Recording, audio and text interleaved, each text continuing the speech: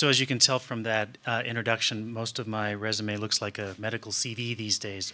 There was a day when I spent a little bit more time on the business side. And actually, I was just wondering how I ended up here after 10 plus, 15 plus years, maybe even longer now, within the medical community.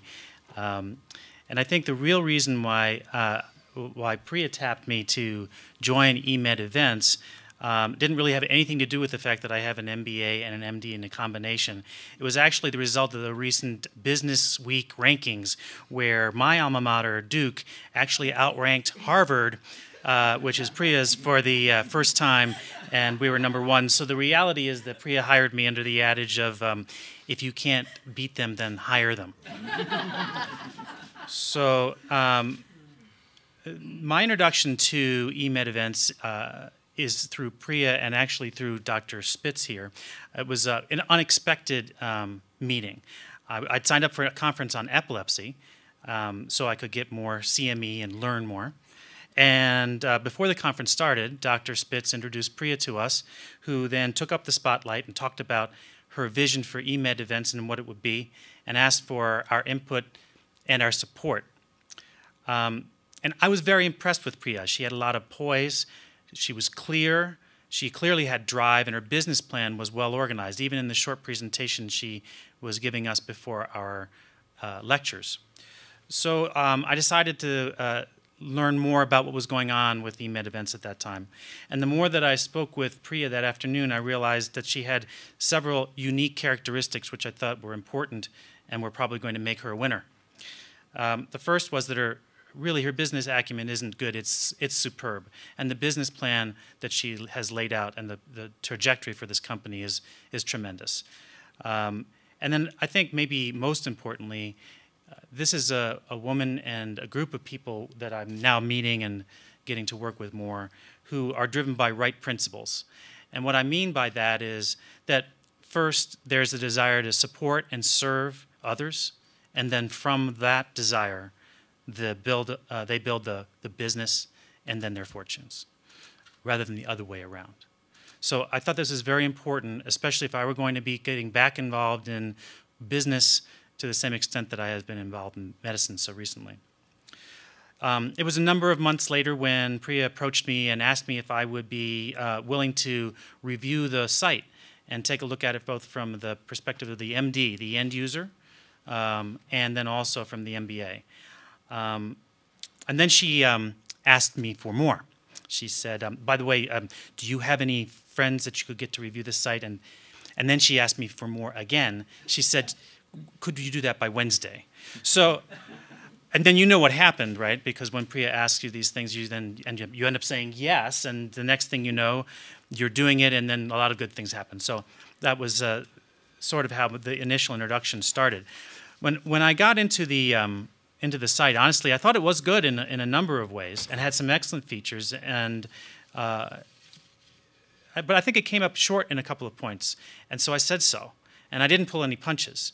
You know, I think a Harvard MBA can hear it when there's something that's not quite right. But what happened next really impressed me. It was about 2 minutes later that Priya had me on a phone in front of my computer, leading a meeting with the chief programmers in India as to how we were going to fix this site and improve it. 2 minutes.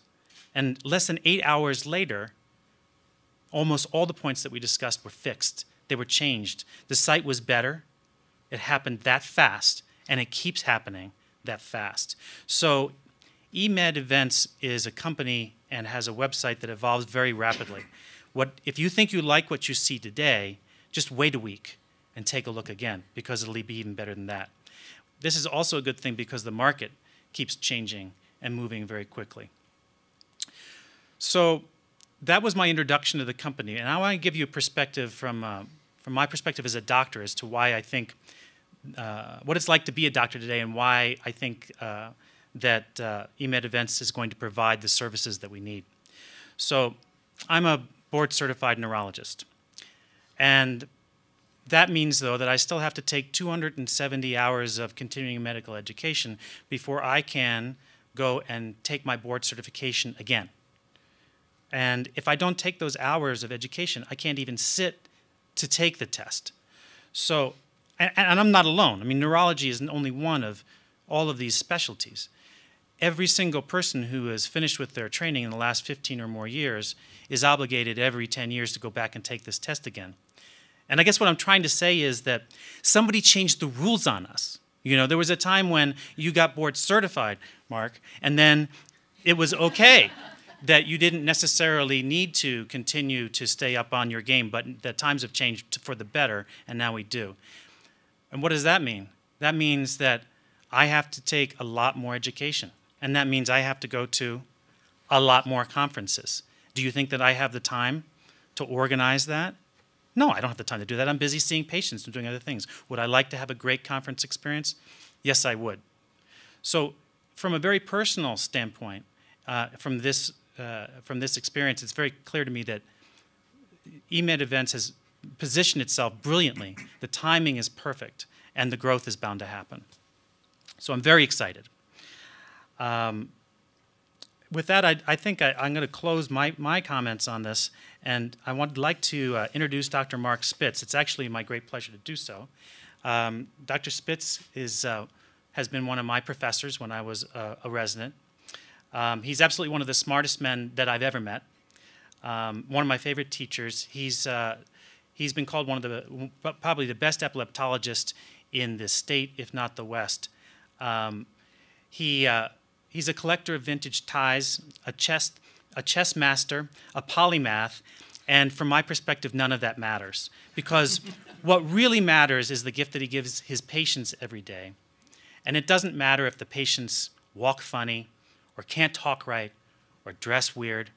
It just doesn't matter to Mark, because Dr. Spitz sees each patient as they truly are, as a human being first, deserving of respect, dignity, support, and caring.